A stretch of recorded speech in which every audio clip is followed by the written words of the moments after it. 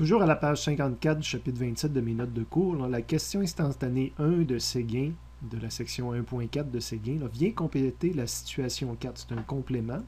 Donc, on va aller l'étudier, la résoudre. Vous pouvez en prendre connaissance à la page 39 de Séguin. Je l'intitule le vecteur champ électrique là, dans d'autres quadrants. Donc, ce qu'on nous dit maintenant, c'est qu'avec les mêmes données qu'on avait au départ, on nous demande à quel endroit le champ électrique vaut, on nous donne 3 versions. Donc, ce que j'ai fait, là, les 3 versions, je les ai mis ici en bas. Donc, un premier point A, un premier point B, puis un premier, pas un premier, mais le point A, le point B, puis le point C. On nous donne la valeur de champ à 3 endroits. Donc, 100i moins 200j, moins 100i plus 200j, puis 200i plus 100j. Donc, c'est des problèmes comme tout à l'heure. On a toujours le 100 et le 200, mais les combinaisons sont différentes un petit peu. Okay? Et on cherche, comme tout à l'heure, quelle est la valeur XY là, correspondant à ces différents points-là.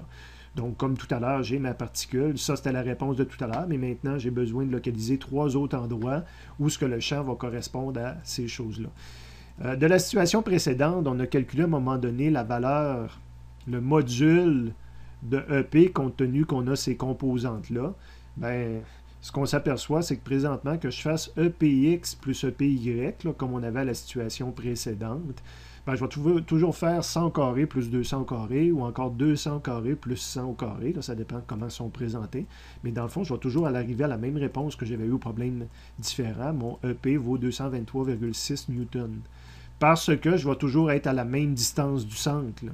Je vais toujours être sur un arc de cercle à 14,19 mètres, comme on a trouvé en réponse tout à l'heure. Fait que j'ai mis un arc de cercle, mais partout, pas un arc de cercle, un cercle complet, partout sur ce cercle-là, je vais avoir le 223,6 newtons.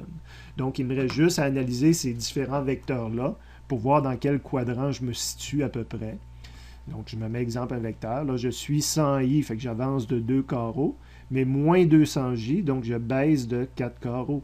Donc, j'ai une orientation générale comme ça, il faut que je pointe vers le centre. Donc, le point A, si je n'ai pas fait d'erreur, devrait être dans le quadrant ici pour pointer vers le centre, selon l'orientation générale qu'on a. Ici, j'ai une moins 100i, donc je me mets n'importe où. Moins 100i, ça veut dire reculer de 2 carreaux. Plus 200j, donc monter de 4 carreaux. L'orientation générale, c'est comme ça. Il faut que je pointe vers le centre. Le B, il devrait être dans le coin ici. En pointant vers le centre. Puis le 200i plus 100j, je me mets n'importe où. 200i, j'avance de 4 carreaux comme ça. 100i vers le haut, j'avance de 2 carreaux. Mon orientation générale est ici. Donc, je vais être dans... Je ne peux pas être ici. Le seul endroit que j'arrive à mettre ma flèche sur le centre, c'est en me mettant dans le quadrant ici. Mais évidemment, là, je suis plus dans le coin ici, on dirait. Donc, il va se trouver être en arrière ici.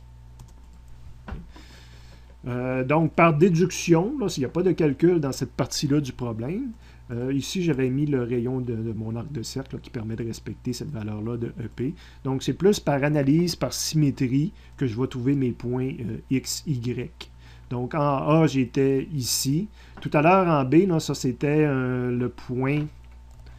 Ben, on l'a en haut. Là, quand j'étais dans le coin ici, je reculais de 12 puis de 6. Je vais toujours avoir ces deux valeurs-là, que je vais jouer avec le 6 puis le 12.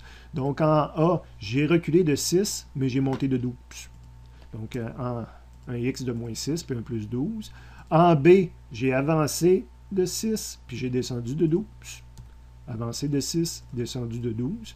Puis en C, ça veut dire que je recule beaucoup. Je recule donc de moins 12 puis descends de 6. Recule de 12, descends de 6. C'est juste de la déduction.